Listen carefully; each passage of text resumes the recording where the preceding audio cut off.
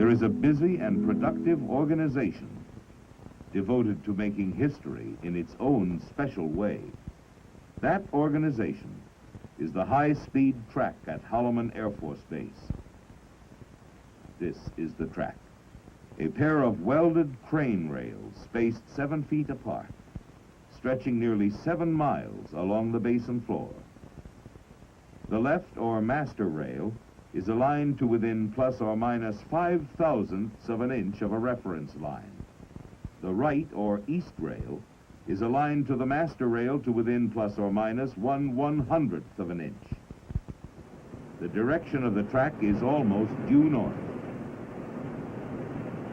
During 1954, we were conducting a series of track tests on human responses to acceleration, deceleration, and wind blast, which gained a certain amount of recognition.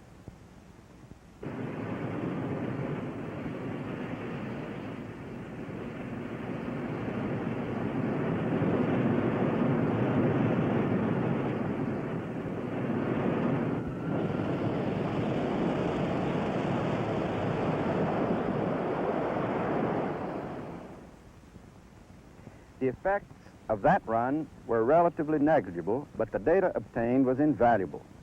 The instrumentation consisted primarily of sensors mounted on my body and the sled, plus cameras to record various stages of the run. Braking was provided by the momentum exchange technique, still in use, I might add. Let's take a look at how this system operates. There are vertical slots cut at 11-foot intervals along the entire length of the track. Masonite dams are installed in the slots, and the trough is filled with water. A large steel scoop on the sled cuts through the masonite barriers, picks up the water in the trough, rotates it 180 degrees, and pitches it forward. Reversing direction of 1 pound of water produces approximately 2 pounds of retarding force. This is momentum exchange. Depending on the specific project's braking requirements, the dam heights are computer determined. The masonite is then cut and positioned in the trough to within 1/32nd of an inch of the required height. This technique is used to stop dual rail sleds. The other principal system of braking involves the use of plastic water sausages for monorail tests. These water-filled bags are placed on the rail at a predetermined location, and a braking force is applied as the sled impacts the bags. In 1956, the Holloman test track was extended to 5,000 feet.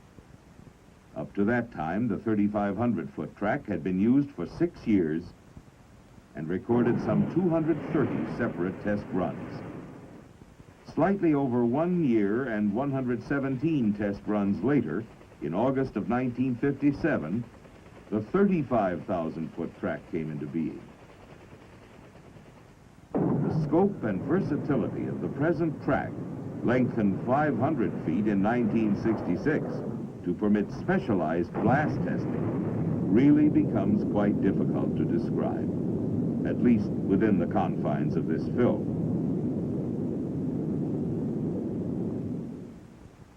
One of the unique features of this track is 6,000 feet of rain-making equipment. Such testing makes up a major part of the track's workload and is designed to study the effects of an artificial rain field on experimental and operational radomes, nose cones, and materials.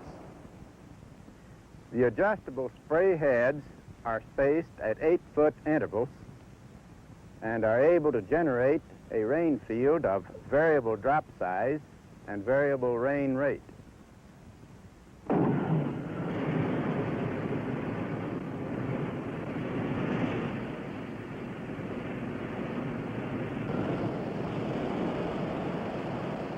This rain-making equipment is only an example of the wide range of services offered to any agency interested in testing on the track. Instrumentation, of course, is really the key. This is Midway, located at midpoint along the track.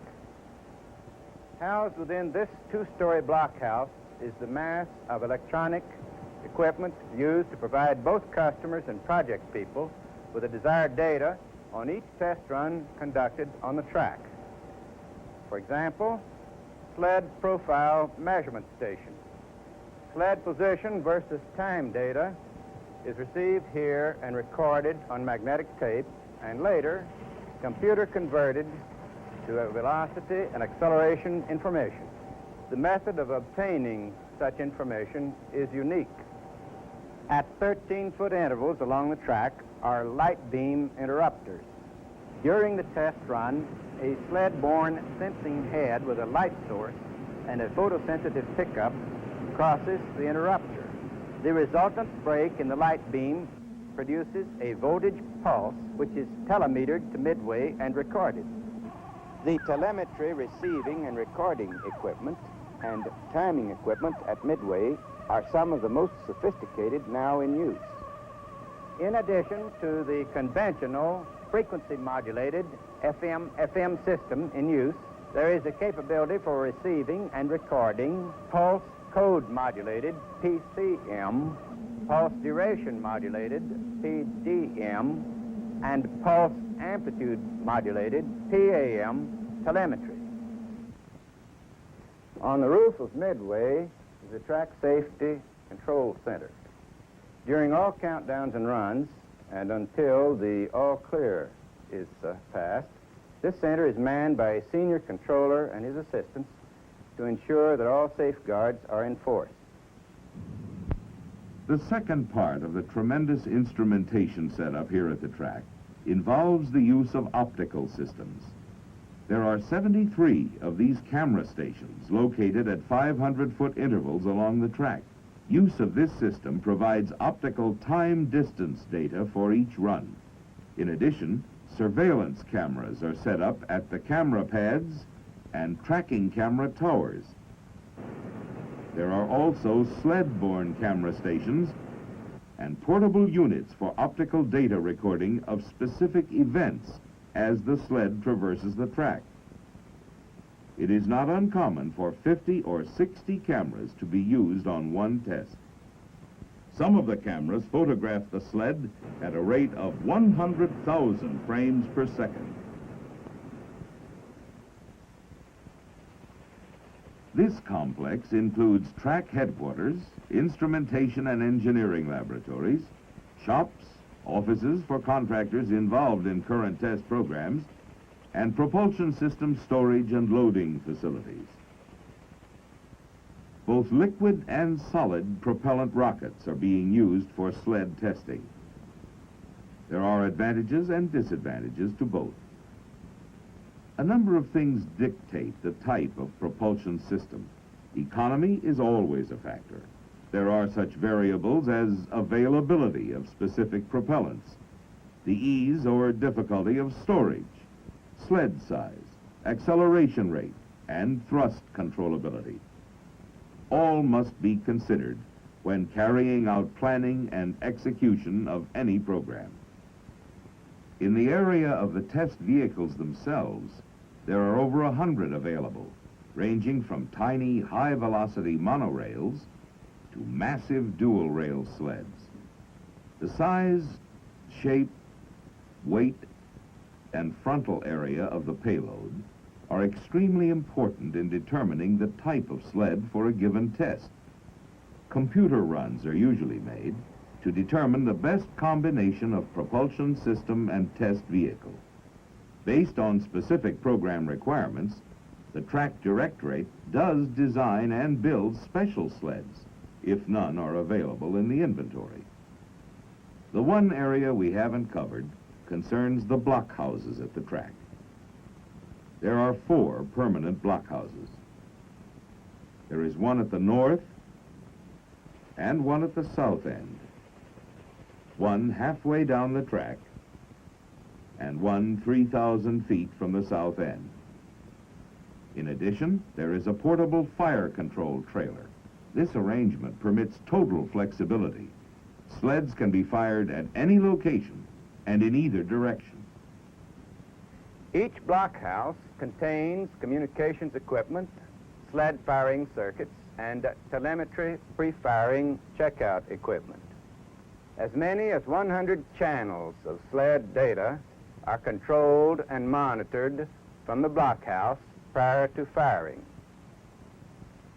Enough of the physical layout here at the Holloman track. It is big and impressive installation staffed by skilled, dedicated professionals. All the planning, coordination, designing, and computation come into sharp focus as the sled sits on the end of the track before being fired. For the next few moments, while we wait for the launch, I want you to watch the drama of the track as it unfolds almost daily.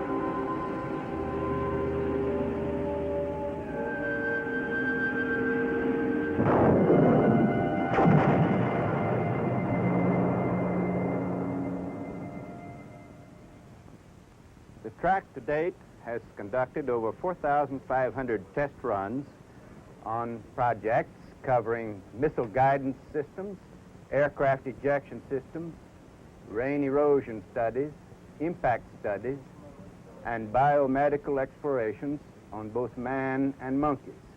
This has made the Holloman track one of the foremost research and development facilities in the United States.